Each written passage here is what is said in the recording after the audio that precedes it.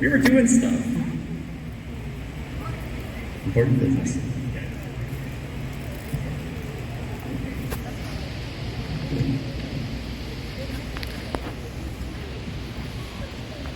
Hello, beautiful people. Sup, comrades? How you doing? Good. I was trying to climb the wall back there. Didn't work. I almost fell on my face earlier. What was that? I couldn't hear it.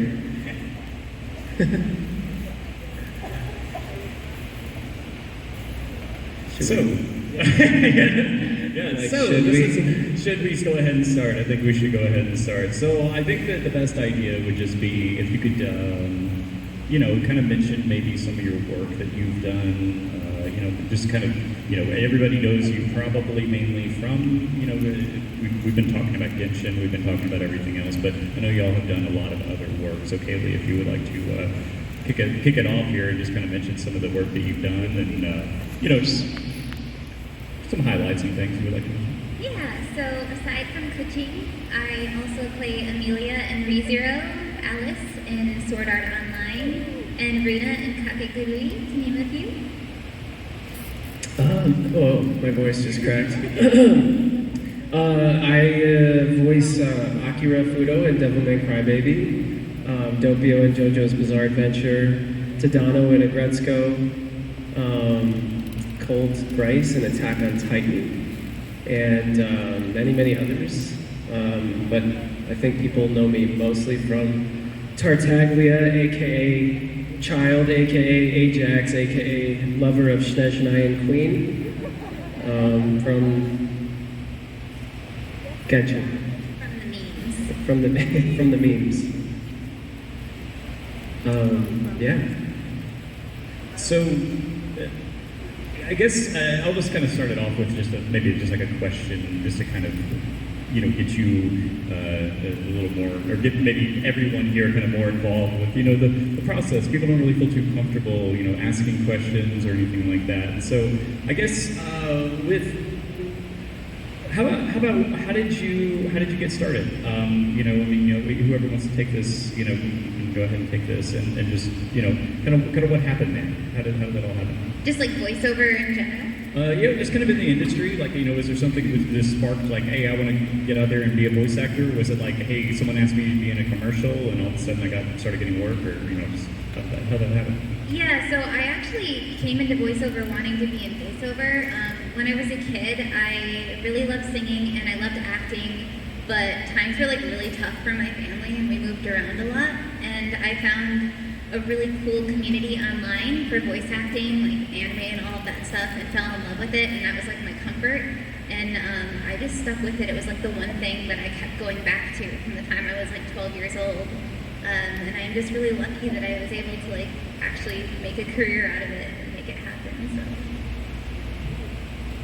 So I was really into sports as a kid, and I wanted to do acting, but I grew up in Pennsylvania, so there weren't a lot of opportunities. So like I said, I was like soccer, did track, did all these things, went to college, and was actually a Division I runner there. And it wasn't until I went to college that I tried taking an acting class. And so I think it was through my junior year I thought, geez, I don't really want to be, I was an English major, but I was like, I don't really want to be a teacher. And I don't really want to go to law school and all these things. And I was like, well, I've always been creative. I did music as a kid too. I was played in bands and stuff. So I ended up moving to Los Angeles. And while kind of floundering and not knowing what I was doing, I stumbled upon a voiceover audition through a casting website. And I submitted a demo or my audition with the recording equipment that I had used with my band as a kid. So I sent this audition out, and 3 weeks later, I booked it, and the job paid about as much as I had in the bank at the time. I had moved to Los Angeles with like $1,100, And that's what this job paid. And I was like, holy shit, this is awesome. It's creative, behind the mic, using skills that I guess I have, I don't know. So from there I started taking classes to sort of figure out what I was doing right, what I was doing wrong. And then I reached out to professionals for help. They told me like, this is what you need to do next. So I got a demo produced, and then I got an agent, and then started auditioning for projects, and 12 years later, I've been doing it for a while, and it's full-time. I think I went full-time 8 years ago, so it's, can't believe time's flown. But yeah. I know that you mentioned music and everything. You both have individual music projects and everything. Talk about that a little bit. I know you'll go through that. Talk about that a little bit. Yeah, so I got into music because my mom was really musical. If anyone knows who Bob Seger was, my mom used to sing on tour with him in the 80s. So she would always sing with me, and I just fell in love with music through that. And one of the things I did when I was getting into voiceover was I was also really into the music of anime, and I started writing English covers for fun of a lot of like Japanese songs and anime, because I love the stories that went along with the songs. And I just continued to adapt songs, and when I moved out here, I thought it would be really cool to be a part of adapting some music officially. And it wasn't something that was done very often, so I really made a push for getting to dub and asking clients if we could dub music, and it's been like surprisingly successful. Like I've gotten to work on quite a few things where we do actual English adaptations of things, and so that's like the majority of what I do now. I do have a YouTube channel that I do some covers on. I'm with an idol group called Interlunium, and we do some original music. And yeah, so that's what I'm doing now. It's a lot of fun pop music and character singing. My mom forced me to play piano at age 5. I hated it. And I would do recitals every year at an old folks home. And I finally quit. But my mom said, if you quit, you have to pick up another instrument. So then I picked out the guitar. And that's when I started learning covers of like Blink-182 and Green Day and Offspring and all this stuff. And I started a little band. My 7th grade talent show, we learned all the small things. So I did that for a while. When I went to college, the band fizzled out. And when I moved to LA, I thought I would try getting a band together again. And I did for a few months. And then I realized I needed to make a living. And so that fizzled out again.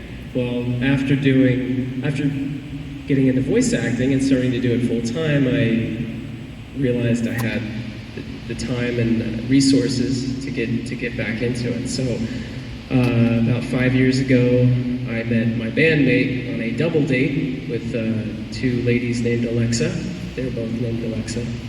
And we shared a similar interest in music, and we started a project called New Girlfriend. I don't know if any of you have heard some of my songs.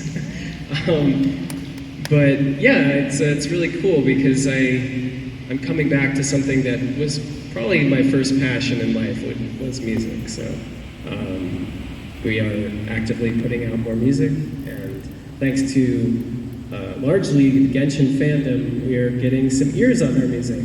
We used to have 30 monthly listeners, now we have 20-some thousand, so thank you. Yeah, and to mention, definitely give them some more residuals, Spotify, right? Yeah, it's always nice to do. It's crazy. You have to have a lot of listens to make any money on Spotify. It's like pennies, but we do appreciate every listen we can get. YouTube is typically better, I think. I know that's something that I've heard is better. So yeah, probably. Well, if you don't mind, we can maybe take some questions from. Yeah, so I didn't really know what Genshin was, and I just got the auditions for a video game. I don't think it even said that it was Genshin, because things are pretty under wraps at first. They go out by code names a lot of the time, and I just thought that the artwork was so pretty. I was like, I can't voice a character this pretty, and then they let me do it.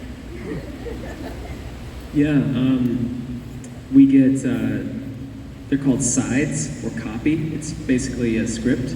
to audition. And so I do so many auditions in a week or a month that I didn't think anything special of it. It didn't say Genshin on it.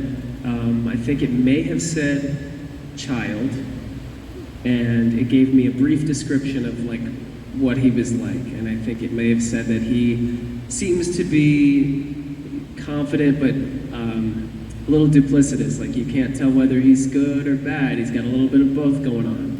And so I picked an attitude, and I read the script down and submitted an MP3, and I didn't think twice about it. And then 3 weeks later, or 4 weeks later, I got booked on this project, and I figured, that's it, you know, recorded my lines, I'm good. But unlike every other game or project that I've worked on, this was the first time where someone said to me, hey, this is gonna be huge. And I was like, yeah, we'll see. But it's huge. I also will say that when I got it, it did say Keqing. I had no idea about Chinese pronunciation at this point, so I legitimately said Kayli Mills for Keqing, and they still hired me. So like, I don't know why they did that, but.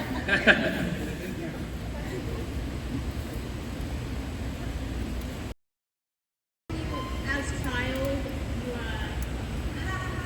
Cocogoat, my sides hurt, that thing. Oh, I don't think I've ever done it. You absolutely have. Really? Yeah. So I just laugh and then say Cocogoat? Yeah, pretty much. Cocogoats. Thank you so much. You're welcome. Where's the gun? The goat.